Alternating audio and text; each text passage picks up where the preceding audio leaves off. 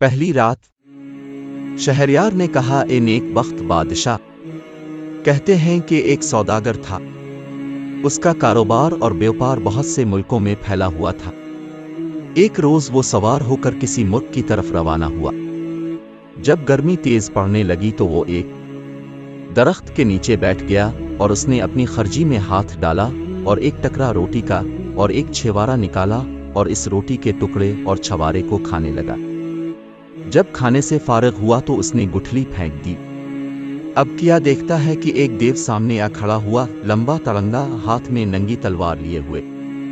دیو سوداگر کے پاس آیا اور کہنے لگا کہ اٹھو، جس طرح تاؤ نے میرے بیٹے کو قتل کیا ہے میں بھی تجھے قتل کروں گا۔ سوداگر نے کہا کہ میں نے تیرے بیٹے کو کیوں کر قتل کیا ہے؟ اس نے جواب دیا کہ جب تاؤ نے چھوارا کھایا اور اس کی گٹھلی پھینکی تو وہ میرے بیٹے کے سینے پر جا کر لگی اور وہ فوراً مر گیا۔ سوداگر نے کہا کہ انا للہ وانا الیہ راجعون، لا حول ولا قوۃ الا باللہ العلی العظیم۔ اگر میں نے اسے قتل کیا تو بے جانے بوجھے مجھے معاف کر۔ دیو نے کہا، میں تجھے قتل کر کے رہوں گا۔ یہ کہہ کر اس نے سوداگر کو پکڑ کر کھینچا اور اسے زمین پر پٹخ دیا اور تلوار کھینچ لی کہ اس پر وار کرے۔ سوداگر رونے لگا اور اس نے کہا کہ میں اپنا معاملہ خدا کے سپرد کرتا ہوں، اور یہ اشعار پڑھنے لگا۔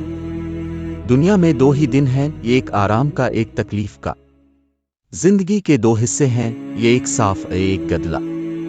جو شخص ہم پر یہ الزام لگاتا ہے کہ ہم کو زمانہ الٹتا پلٹتا رہتا ہے، اس سے کہہ دو کہ زمانہ اسی کی مخالفت کرتا ہے جس سے وہ خوف کھاتا ہے۔ تام نے یہ نہیں دیکھا کہ جب آندھیاں چلتی ہیں تو وہی درخت گرتے ہیں جو تناور ہیں۔ تام نے کبھی سمندر کو بھی دیکھا ہے کہ مردار چیز اس کے اوپر تیرنے لگتی ہے اور موتی ڈوب کر اس کی اتھا میں پہنچ جاتے ہیں۔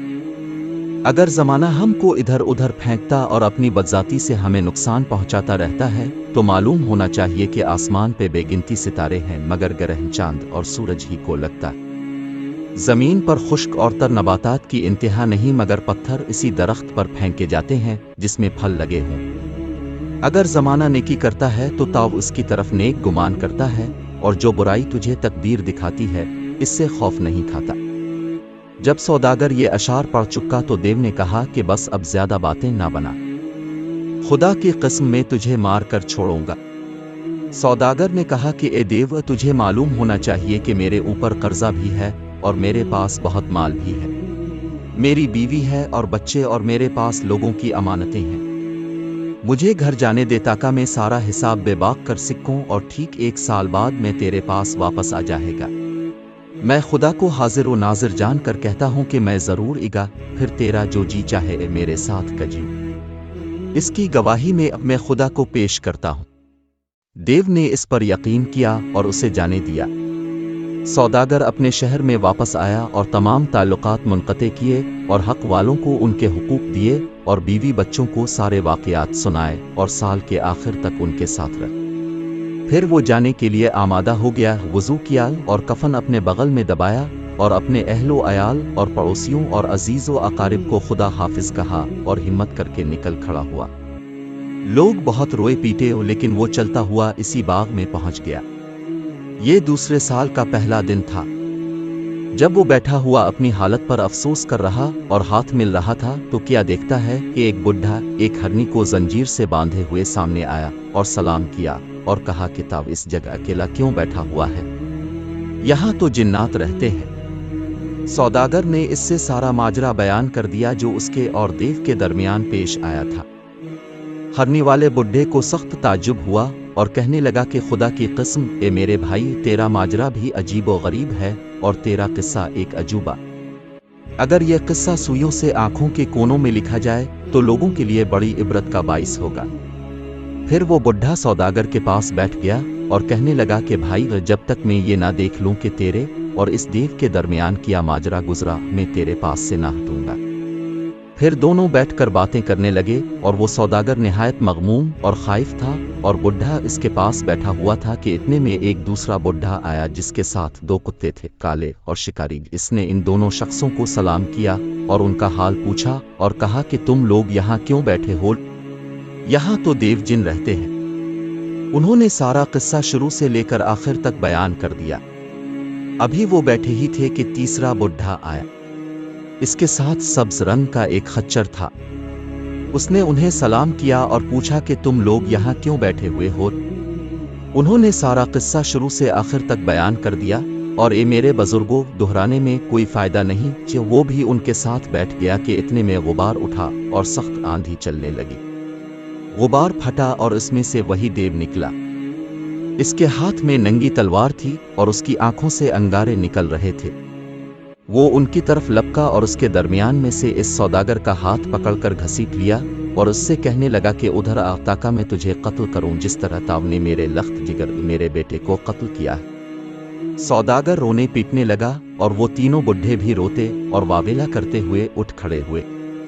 पहला बुढ़ा जिसके पास हरनी थी आगे बढ़ा और देव के हाथों को बोसा देकर कहने लगा कि ए देव और दूहे के सरताज, मैं तुझसे अपना और इस हरनी का किस्सा बयान करता हूँ। अगर वो तुझे अजीब और गरीब मालूम हो तो इस सौदागर का तिहाई खून बख्श दीजियो।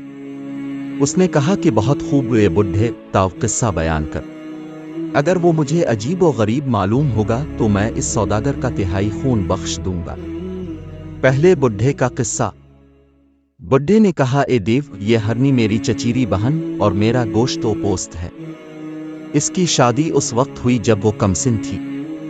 तकरीबन 30 साल तक मैं इसके साथ रहा लेकिन कोई औलाद न हुई।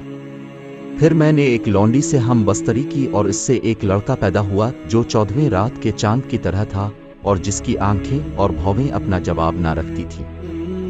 जब वो बढ़कर 15 साल का हुआ तो इस वक्त मुझे बाज़ शहरों के दौरा करने की ज़रूरत पेश आई और मैं सौदागरी का सामान लेकर रवाना हो गया।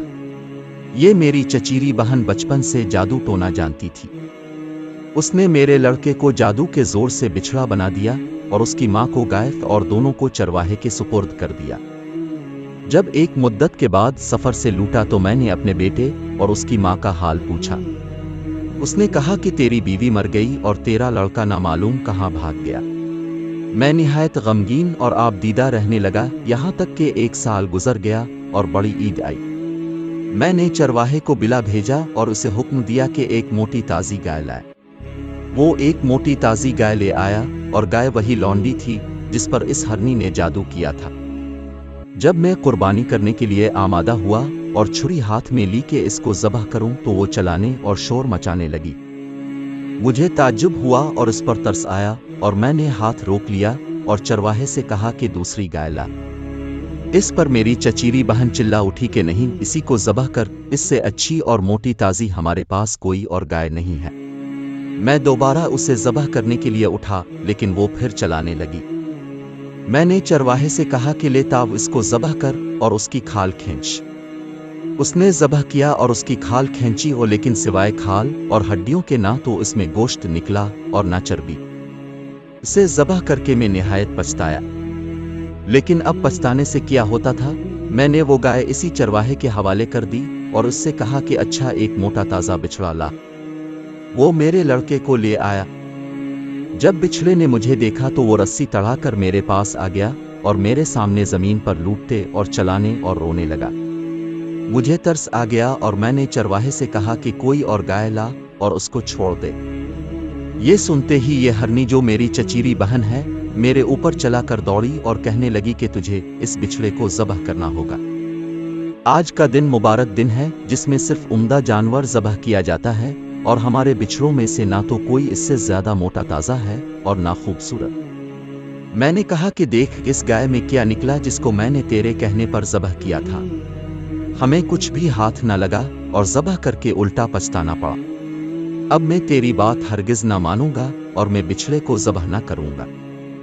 उसने कहा कि खुदा की कसम, आज से मुबारक दिन में तुझे इसी को ज़बह करना पड़ेगा और अगर ताव ने ज़बह ना किया तो आज से ना ताव मेरा शौहर है और ना मैं तेरी बीवी। जब मैंने इससे इस तरह की सख्त बात सुनी और उसके दिल की मुझे खबर ना थी तो मैं हाथ में छुरी लेकर बिछड़े की तरफ बढ़ा।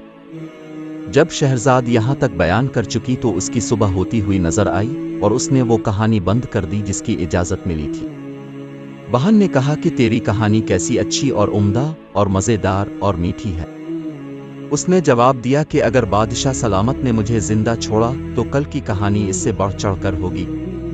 بادشاہ نے اپنے دل میں کہا کہ خدا کی قسم، جب تک میں باقی کہانی نہ سن لوں گا ہرگز قتل نہ کروں گا۔ پھر ان دونوں نے وہ باقی رات ہم آغوش ہو کر گزار دی۔